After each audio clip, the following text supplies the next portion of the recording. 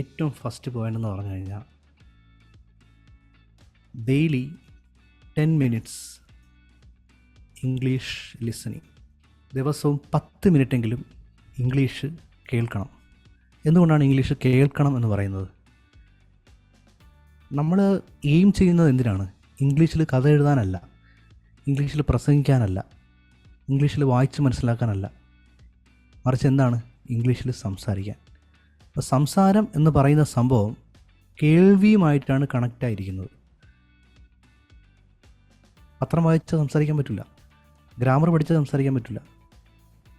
ഇതെല്ലാം അഡീഷണൽ ഒരു വളരെ എന്താ പറയുക, ഒരു 100 എടുത്തു കഴിഞ്ഞാൽ ഒരു 2% ഉപയോഗമുള്ള കാര്യമാണ് ഈ പത്രം വായിക്കുന്നതൊക്കെ.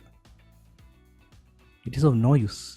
പക്ഷേ നിങ്ങൾ കേൾക്കുകയാണെന്നുണ്ടെങ്കിൽ, just imagine you have shifted to Tamil Nadu, അല്ലെങ്കിൽ തമിഴ്നാട് നിങ്ങൾക്ക് തമിഴ് അറിയാം ഓൾറെഡി. നിങ്ങൾ കർണാടകയിലൊക്കെ പോയി താമസിക്കുവാണ്.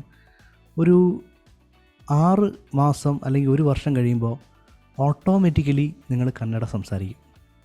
അവിടെ എങ്ങനെയാണ് നിങ്ങൾക്ക് സംസാരിക്കാൻ സാധിക്കുന്നത്? നിങ്ങൾക്ക് സാധിക്കുന്നത് ലിസണിങ്ങിലൂടെയാണ്.